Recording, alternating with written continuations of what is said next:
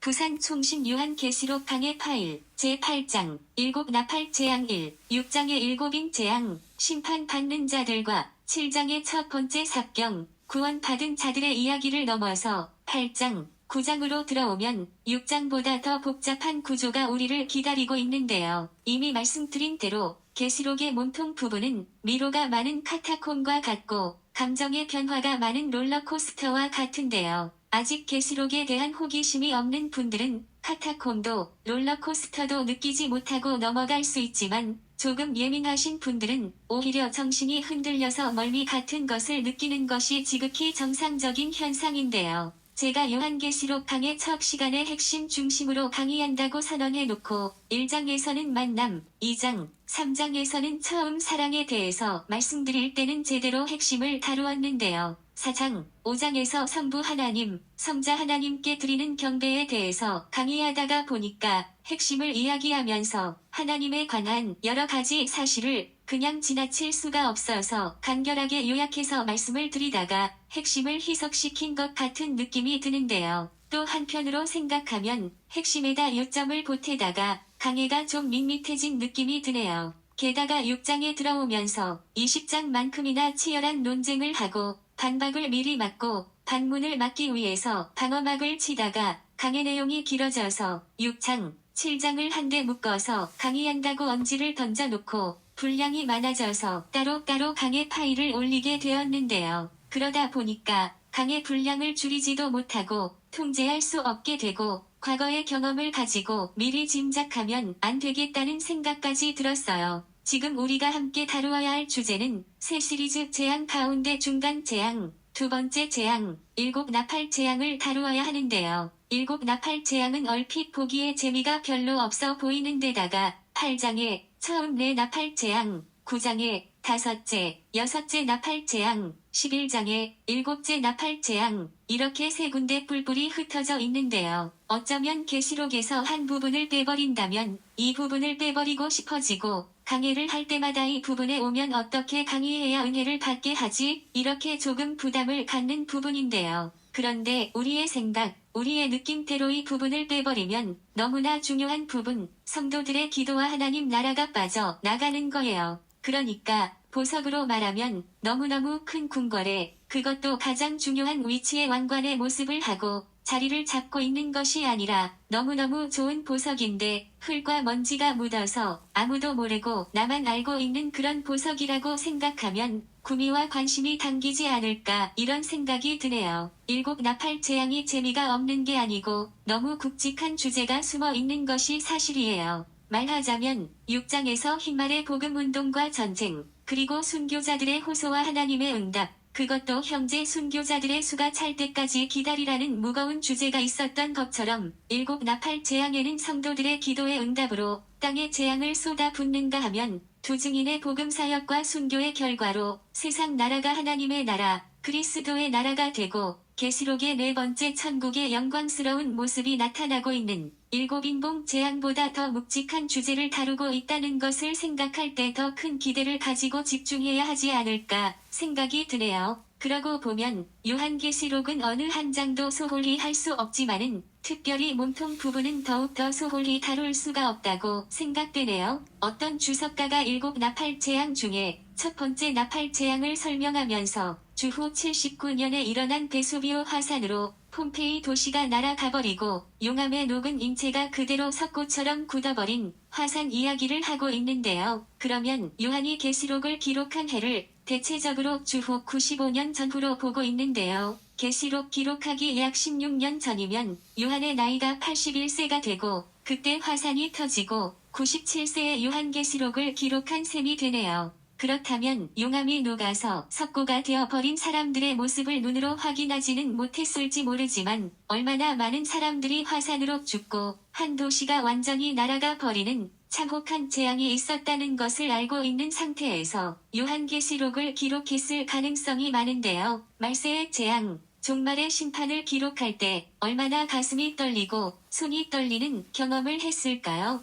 환상이라고 해서 영적인 감동만 있는 것이 아니라 16년 전에 베수비오 화산으로 사라진 폼페이시를 생각하면서 입체적으로 기록했을 가능성이 많은 것을 인정한다면 요한계시록의 몸통을 읽는 우리도 우리 시대에 일어난 IT 지진 사망자 32만 명, 인도네시아 지진 23만 명, 중국 스촨성 지진 9만 명, 티르키예 지진 2만 명, 동일본 지진 18,000명, 우리 시대 지진 이야기, 그때의 피해와 그때의 아픔을 생각하면서 새 시리즈 재앙을 묵상해야 좀 더 실감나게 묵상하지 않을까요? 그래서 요한계시록을 기록할 때 베수비오 화산을 허락하신 하나님께서 우리가 계시록을 읽을 때에도 진지하게 받아들이도록 우리 시대의 지진을 허락하신 것이 아닐까요? 이런 이유 때문에 요한계시록을 잘 이해하시려고 하면 역사적인 사건들을 많이 알면 알수록 더 유익하다고 생각이 되네요. 나만 알면 나도 잘 모른다. 남을 알아야 나 자신도 잘 알 수 있다. 우리나라만 알면 우리나라도 잘 모른다. 남의 나라를 알아야 내 나라도 잘 알 수 있다. 현재만 알면 현재도 잘 모른다. 과거를 알아야 현재도 잘 알 수 있고 미래도 잘 알 수 있다. 이런 논리가 성립되는 것 같네요. 제가 필리핀에 선교 여행을 갔더니 선교사님들이 자꾸 지진이 일어난 곳으로 데리고 가시는데 2층 교회에 모래가 쌓여서 1층 건물이 된 것을 봤어요. 화산으로 얼마나 많은 모래가 날아왔으면 2층 건물이 하루아침에 1층 건물로 변했을까요? 그때 그 당시에는 엄청난 충격 사건이었어요. 그 지진 때문에 최강대국의 군대, 미군이 철수해버려서 필리핀이 정치적으로 경제적으로 엄청난 손해를 본 것을 뒤늦게 알게 되었어요.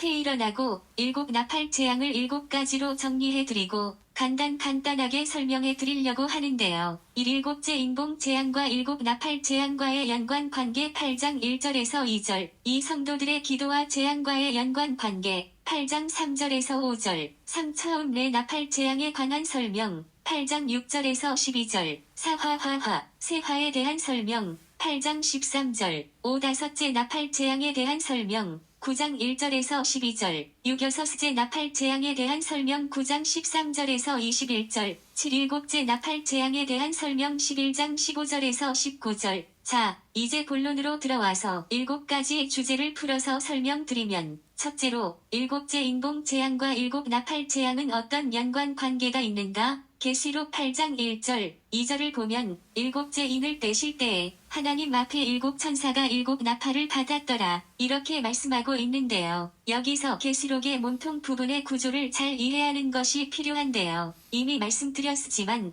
계시록 몸통 부분은 크게 두 부분으로 되어 있어요. 하나는 새 시리즈 재앙인 7 인봉 재앙, 7 나팔 재앙 7 때적 재앙이고요. 그리고 다른 하나는 7 삽경인데요. 그 중에 하나가 앞에서 다룬 7장, 구원받은 자들이에요. 그런데 여기서 잘 이해하셔야 할 것은 새 시리즈 재앙이 나열형으로 연결된 것이 아니라 나열형과 토너먼트형으로 연결되어 있다는 거예요. 또 토너먼트형도 축구 경기에서 16강에 들어가서 볼 수 있는 그런 토너먼트형이 아니라 계시록만 가지고 있는 아주 독특한 토너먼트형이에요. 간단히 말씀드리면 토너먼트는 수평 관계인데 계시록은 수평 관계에서 수직 관계로 바뀌는 거예요. 다시 말씀드리면 7째 인봉 재앙은 따로 있는 것이 아니라 7 나팔 재앙 자체가 7째 인봉 재앙이고요. 7째 나팔 재앙은 7대적 재앙과 연결이 되어 있다고 얘기하는 분들이 있는데 직접 연결되어 있지는 않아요. 7째 인봉 재앙과 7 나팔 재앙처럼 그렇게 직접 연결되어 있지는 않다는 얘기예요. 제가 알아듣기 쉽게 말씀드린다고 자세히 말씀드리니까 오히려 더 복잡해져서 이해하기 어려울 수 있는데요. 간단해요. 7째 인봉 재앙이 뭐냐? 7 나팔 재앙이다. 7째 인봉 재앙이 다른 인봉 재앙보다 더 크냐? 네, 7째 인봉 재앙 안에 7개의 나팔 재앙이 들어있으니까 클 수밖에 없지요. 성경의 이 사실을 이해하기 쉽게 해 도와주는 비유가 없나요? 있어요. 조금 융통성만 부리면 너무 쉬워요. 다말이 시아버지 유다를 유혹해서 쌍둥이 둘을 낳았는데 다말이 첫째 자부가 아니라 7째 자부라고 생각하고 7째 자부가 두 쌍둥이가 아니라 7 쌍둥이를 낳았다고 생각하시면 바로 이해가 되어버리지요. 7째 인봉 재앙이 쌍둥이 나팔 재앙 7을 낳았다고 생각하면 이해가 쉽게 되거든요. 그 쌍둥이들 이름은 7 나팔 재앙이에요. 첫째 나팔 재앙부터 7째 나팔 재앙까지요. 그러니까 일곱째 인봉 재앙은 따로 있는 것이 아니다. 일곱째 인봉 재앙은 일곱 나팔 재앙을 일곱 쌍둥이로 가지고 있다. 이렇게 생각하시면 빨리 이해가 되고 잊어먹지도 않아요. 그래서 일곱째 인봉 재앙과 일곱 나팔 재앙은 수직 관계, 부자 관계라고 정리하시면 좋겠네요.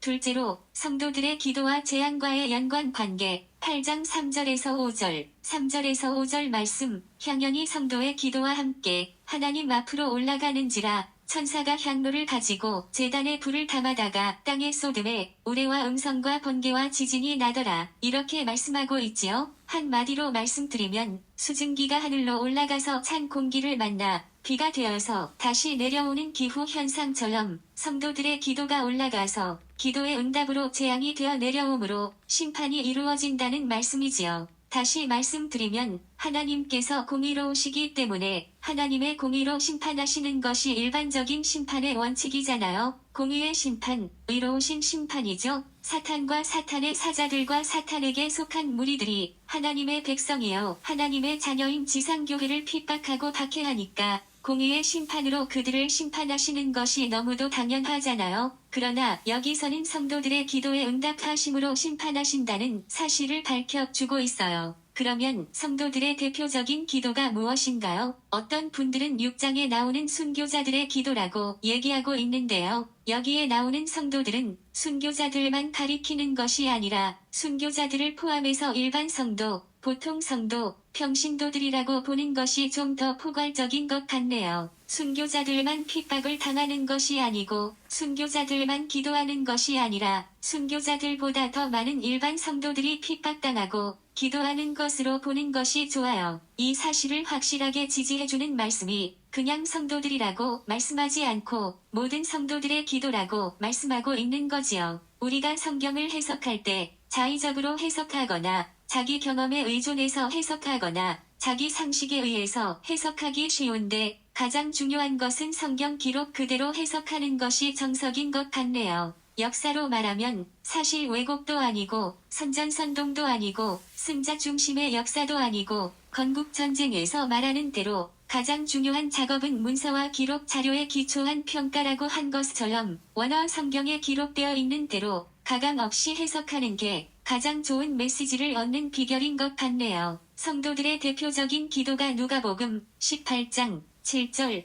8절 말씀인데요. 하나님께서 그 밤낮 부르짖는 택하신 자들의 원한을 풀어주지 아니하시겠느냐? 그들에게 오래 참으시겠느냐? 내가 너희에게 이르노니 속히 그 원한을 풀어 주시리라. 우리의 기도의 동력이 믿음이나 경건에 있지 아니하고 강한 소원이나 억울한 원한일 경우가 더 많지 않나요? 제가 신대원에 다닐 때 귀순 간첩 한 분이 우리 학교 채플 시간에 오셔서 은혜로운 간증을 들려주셨는데요. 조금 어렴풋이 기억나지만은 기억나는 대로 말씀드리면 자기가 6.25 사변 이후에 어쩌다가 월북하게 되었는데 자기 어머니가 이 사실을 알고 20년 동안 자기를 위해서 기도하셨대요. 연약한 엄마가 아들을 구하러 38선을 넘어갈 수도 없고 38선을 넘어간다 해도 아들을 찾을 수도 없고 아들을 찾는다 해도 데려올 수도 없지만 20년 동안 한결같은 마음으로 잃어버린 아들을 위해서 끈덕지게 기도하시니까 아들이 간첩으로 넘어와서 남한에서 활동하다가 어느 날 갑자기 자수하고 싶은 마음이 들어서 자수하고 기도하는 어머니 품으로 돌아왔다고 간증하셨어요. 어떤 할머니의 간증을 직접 들었는데요. 35살의 남편은 보국대에 나가서 전사하시고 혼자서 5남매를 데리고 먹고 살려고 하니까 앞이 캄캄하더래요. 그래서 그 길로 바로 교회에 가서 예수 믿기 시작하시고 기도하기 시작하셨대요. 콩알 1000개를 조그마한 바구니에 담아서 하나씩 이부자리에 내려놓으면서 기도하시고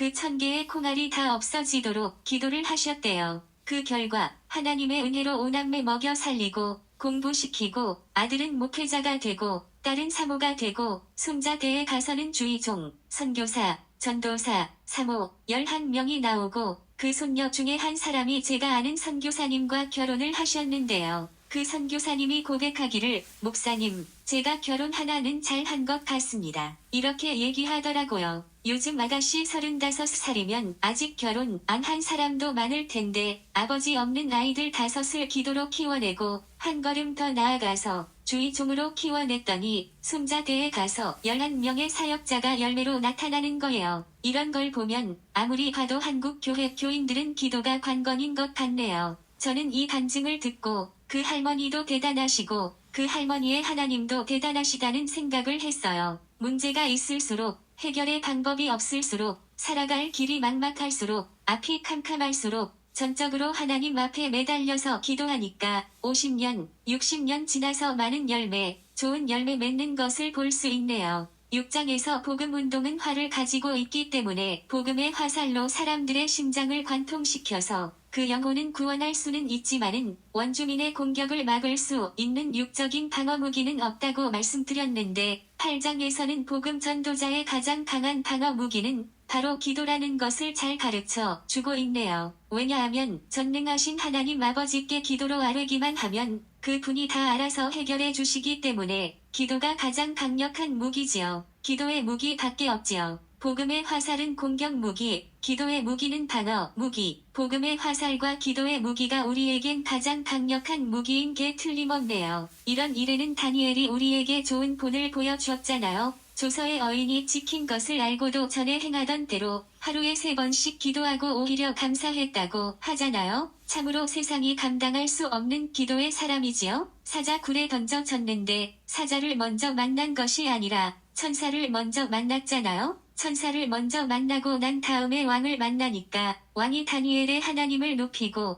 다니엘을 높여주잖아요. 그 결과 기도를 방해하던 사람들을 넉넉히 이겼잖아요. 기도의 묘미는 바로 이런 데 있는 것 같네요. 셋째로 처음 내 나팔 재앙에 관한 설명 8장 6절에서 12절 모든 성도들의 기도가 천사의 금향로에 담겨서 하나님 보좌 앞에 있는 금 제단에 드려지고 그 향로에 제단에 불을 담아다가 땅에 쏟으니까 재앙이 임하고 심판이 이루어지는데요. 처음 내 나팔 재앙은 3가지 특징이 있는데요. 첫째, 자연계에 임하는 재앙. 둘째, 3분의 1이 해를 당하는 재앙. 셋째, 회개를 촉구하는 재앙인데요. 재앙이 땅과 바다와 강과 하늘과 같이 자연계에 임하는 것은 하나님이 창조주이실 뿐만 아니라 온 세상을 통치하시는 분이시라는 것을 잘 보여주고 세상 사람들이 하나님을 섬기지 아니하고 하나님이 지으신 피조물을 우상으로 섬기기 때문에 그들을 심판하시는 것이지요. 이것이 심판의 원리잖아요. 이런 걸 보면 세상 사람들은 하나님을 전혀 모른다는 생각밖에 안 드는데요. 그러면 사람들에게 어떻게 하나님을 가르쳐야 할까요? 또 자녀들에게 하나님을 어떻게 가르쳐야 할까요? 어떤 목사님이 미국을 방문하셨는데 유학생들이 그 목사님한테 목사님은 지금도 기적을 믿으십니까? 이렇게 당돌하게 질문하더래요. 그래서 이 목사님이 학생들에게 이야기를 하나 들려주셨대요.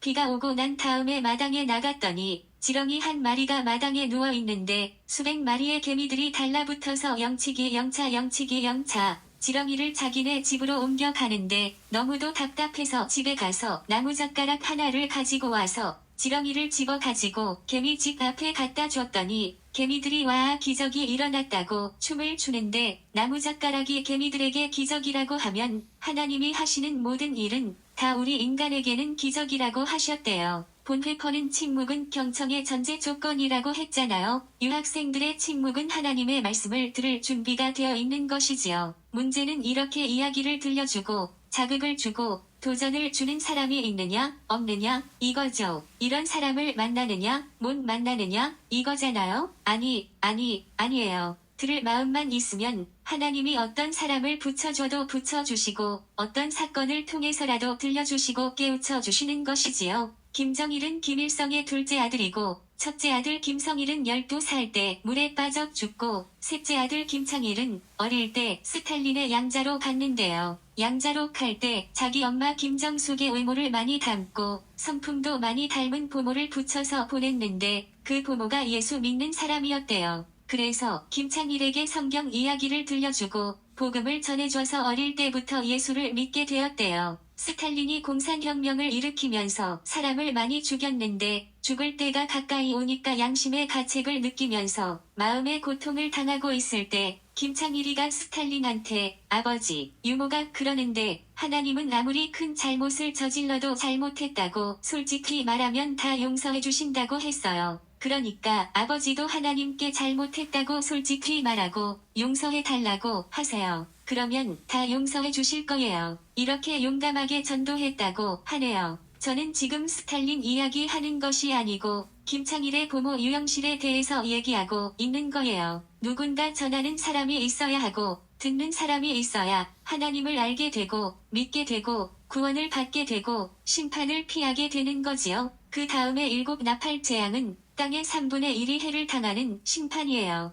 8장에 보면 3분의 1이라는 말이 12번이나 나오는데요. 3분의 1이라는 말이 12번 나온다는 것은 구원의 가능성이 있다는 것을 보여주는 거예요. 또 7 나팔 재앙은 회개를 촉구하는 재앙이에요. 8장에는 회개라는 말이 없는데 무슨 근거로 이렇게 말하느냐 반문할 수 있지만 9장에서 6째 나팔 재앙이 임할 때 회개하지 아니한다는 말이 2번이나 나오는데 이것은 어느 때가 되면 회개의 문이 닫히고 구원의 문이 닫히는 것을 의미하거든요. 그리고 7대적 재앙은 1시간 안에 심판을 당하기 때문에 회개의 기회가 전혀 없는 것을 알 수 있잖아요. 그렇다면 첫째 나팔 재앙에서 넷째 나팔 재앙까지는 아직 회개의 기회가 있다는 것을 잘 알 수 있지요. 그래서 그런지 어떤 주석가는 처음 네 나팔 재앙은 회개를 촉구하는 재앙이라고 타이틀을 붙이고 있는 것을 볼 수 있는데요. 저도 전적으로 동의하고 싶네요. 확실히 전쟁이나 지진이나 재난이 있을 때 예수 믿고 구원받고 하나님의 백성이 되는 사건들이 일어나는 것을 현실 세계에서 많이 볼 수 있잖아요.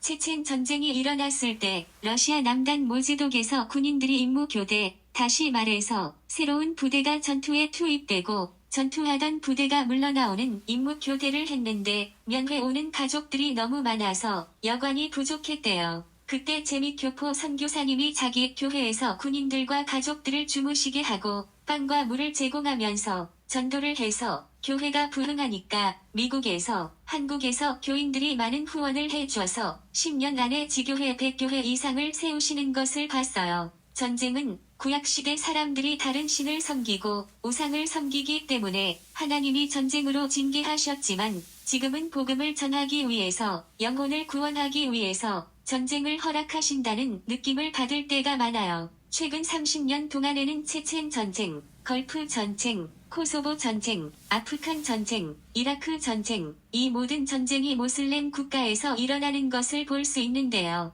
공산 국가가 무너지고 복음을 받아들이니까 이제는 모슬렘 국가를 공격하기 위해서 전쟁을 허락하시는 거지요. 또 전쟁으로 복음의 문을 여시는 이유는 전쟁이 아니고는 그들의 고정관념을 깰 수가 없거든요. 자기네들이 하늘 같이 믿고 의지하고 붙들고 있는 모든 것을 송두리째 흔들고 뿌리를 뽑아야 하나님을 찾게 되는 거지요. 그래서 걸프 전쟁이 일어났을 때 OM 선교회가 영국 각 교회에서 구호품, 특별히 의복을 모아 가지고 컨테이너에 실어서 아무 조건 없이 갖다 주고 전도지 뿌리고 돌아오는 작전을 했는데요. 하나님이 자기 백성을 부르시기 위해서 얼마나 지혜롭게 일을 하고 계시는지 몰라요. 그러기 때문에 우리도 하나님의 역사와 인도하심을 따라서 끝까지 복음 전하는 일, 영혼 구원하는 일을 해야 하고요. 이것을 위해서 계속 기도하고 준비하고 있어야 하는 거지요. 넷째로 세화에 대한 설명 8장 13절, 13절에 보면 공중에 날아가는 독수리다. 땅에 사는 자들에게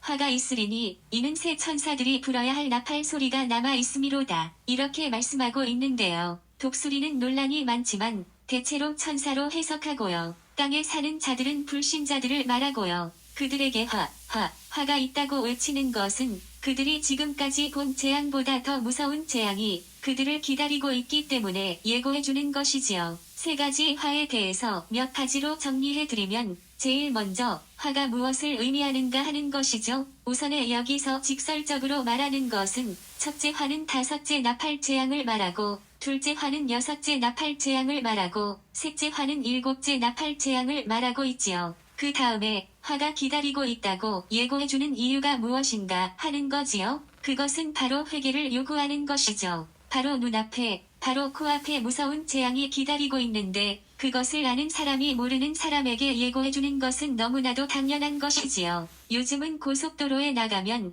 교통경찰들이 과속, 차량을 직접 단속하지 않지만 과거에는 카메라로 몰래 속도를 측정하다가 과속에 걸리면 직접 차량을 단속하고 도로에서 티켓을 끊었잖아요. 그런 상황에서 맞은편에서 달려오는 차들이 교통경찰이 단속한다고 빔 라이트로 신호를 보내주잖아요. 그게 무슨 의미인지 몰라서 속도를 줄이고 가다가 교통경찰을 발견하게 되면 그 라이트가 그렇게 깊은 뜻이 있는 줄 미처 몰랐다고 하면서 고마워했잖아요. 독수리의 예고는 이런 의미가 있는 것이지요. 바로 앞에서 4번이나 나팔을 불어서 자연계에 엄청난 재앙이 임하는 것을 보아왔고 이제부터는 나팔을 불면 사람에게 재앙이 임하는데 재앙을 내려서 심판을 행하시는 하나님 편에서도 그 재앙을 피하고 그 심판을 면하는 기회를 주시는 거지요. 장기려 박사님이라고 하면 부산 사람들은 다 알고 의료계에서는 다 존경하는 인물이시죠. 오죽하면 고신대 병원에서 근무하시던 장기려 박사님 기념관을 부산대 병원에 만들어 두시겠어요? 장 박사님의 간증을 들어보니까 자녀들을 다 북한에 두고 오셨기 때문에 자녀들을 도와줄 길이 없어서 당신 주변에 어려운 사람들을 도와주면 하나님께서 북한에 있는 당신 자녀들을 도와주시지 아니하시겠는가? 그래서 그러셨는지 모르지만 환자들이 병원비가 없어서 퇴원을 못하고 있으면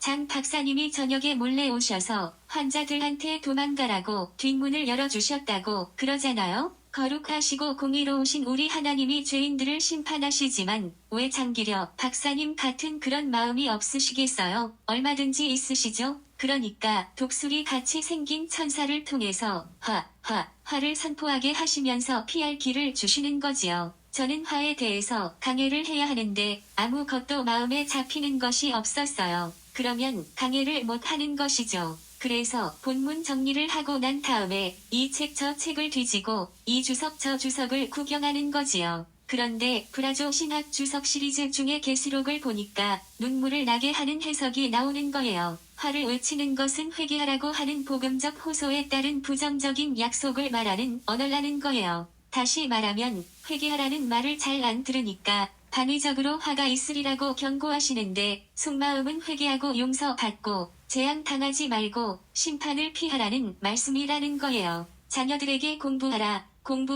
그래도 공부 안 하니까 공부하기 싫으면 공장에 가서 공돌이가 되라, 공순이가 되라고 말하는 것과 같은 거지요. 이미 말씀드렸지만 우리나라 사람들한테 긍정적으로 뉴스를 보내면 사람들이 잘 안 듣는다는 거예요. 그래서 뉴스를 내보내고 시청률을 올리기 위해서는 어쩔 수 없이 의도적으로, 부정적으로, 자극적으로 뉴스를 내보낸다고 그래요. 그래서 뉴스를 너무 많이 보게 되면 비판적인 눈으로 세상을 보기 쉬운 거지요. 예수님이 처음 복음을 전하실 때는 회개하라 천국이 가까이 왔느니라 이렇게 말씀하셨지요. 그런데 전도 후반기에는 뱀들아 독사의 새끼들아 너희가 어떻게 지옥의 판결을 피하겠느냐 이렇게 말씀하셨잖아요. 물론 예수님은 다른 의미가 있으시겠지만 우리도 마지막 판에 가면 반의법을 쓰는 경향이 덜어 있잖아요. 바울도 처음에는 주 예수를 믿으라 그리하면 너와 내 집이 구원을 얻으리라 이렇게 전도했지요. 마지막에는 너희 피가 너희 머리로 돌아갈 것이요 나는 깨끗하니라. 이후에는 이방인에게로 가리라고 했잖아요. 제가 큰 교회 부교역자로 심우할 때 종종 교인들을 갑자기 불러내는 일들이 있었어요. 물론 그 일은 여전도사님들이 전화로 담당하는 일인데요. 여전도사님 3분이 경쟁적으로 전화를 해서 교인들을 불러내는데 나이 많은 여전도사님이 제일 많이 불러냈어요.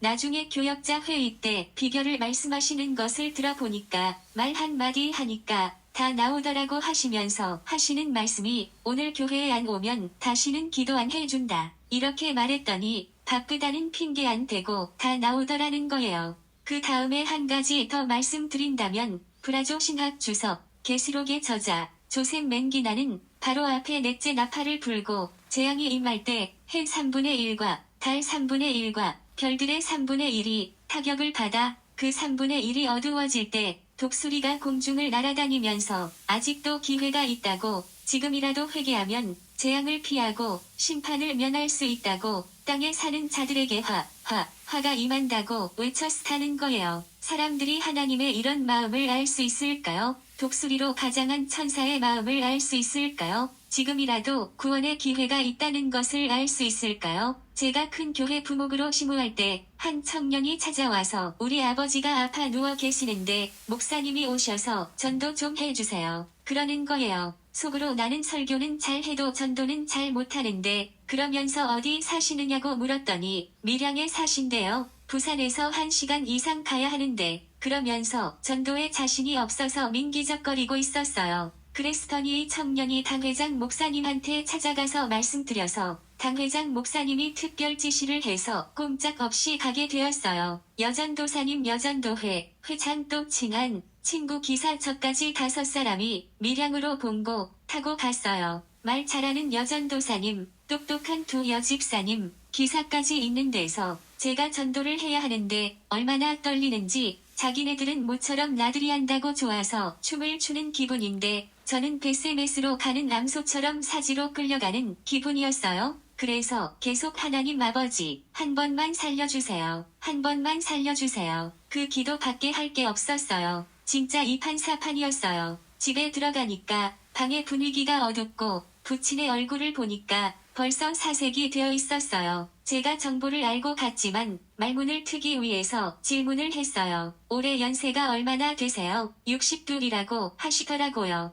병원에서는 뭐라고 그러세요? 못 고친다고 하시더래요. 본인 생각에는 어떠세요? 못 살 것 같다고 하시더라고요. 그 말씀을 듣고 그러면 지금까지 살 만큼 사셨으니까 예수 믿고 천국이나 가세요. 그랬더니 여태까지 안 믿다가 가로 늦게 어떻게 믿느냐고, 다른 말로 말하면 여태까지 안 믿다가 뒤늦게 어떻게 얌체같이 믿느냐고 그러시는 거지요. 그 연세에 중학교까지 나오셨다는 정보를 듣고 갔어요. 그래서 제가 혹시 민비 아세요? 하고 물었어요. 안 돼요. 민비도 가로 늦게 예수 믿고 천국 가셨어요. 민비 주치의가 언더우드 선교사님 사모님이신데 민비를 치료해 주시면서 전도했대요. 처음에는 미국 자랑을 잔뜩 했대요. 우리나라는 뭐도 있고 뭐도 있다고 자랑을 했대요. 그랬더니 민비가 나도 너거 나라 가서 살고 싶다고 하시더래요. 그래서 사모님이 우리나라에는 이런 것도 있고 저런 것도 있다고 하면서 안 좋은 것을 얘기했더니 민비의 얼굴이 조금 일그러지더래요. 그때 내가 아는 한 나라가 있는데 그 나라에는 그런 게 없다고, 안 좋은 게 없다고, 모든 게 다 좋다고 하면서 전도를 하고 천국 이야기를 들려드리고 해서 일본 자객에게 시해 당하기 전에 예수 믿고 천국 가셨다고 했어요. 그랬더니 할아버지 얼굴이 조금 밝아지더라고요. 성경에 보면 예수님이 십자가에 못 박혀 돌아가실 때 강도 2사람이 같이 십자가에 달렸는데 그 중에 한 사람이 그 마지막 순간에 예수여 당신의 나라에 임하실 때의 나를 기억하소서. 그러니까 예수님이 너는 너무 늦어서 안 된다고 그러지 아니하시고 내가 진실로 내게 이르노니 오늘 내가 나와 함께 낙원에 있으리라 고 말씀하셨어요. 할아버지가 원치 않으시면 몰라도 할아버지가 원하시면 민비처럼 강도처럼 얼마든지 구원받을 수 있다고 했더니 사색이 든 얼굴이 환하게 밝아져서 영접 기도하고 2개월 후에 돌아가셨어요. 지금도 그 할아버지 생각하면 가슴이 뭉클해지고 눈시울이 뜨거워져요. 독수리 같은 천사를 통해서 재앙 중에도 아직 기회가 있다고 화를 외치게 하시는 하나님 아버지, 긍정적으로 말하면 잘 받아들이지 않기 때문에 부정적인 방법으로 화를 외치게 하시는 하나님의 마음을 아는 사람들이 있으면 얼마나 좋겠어요.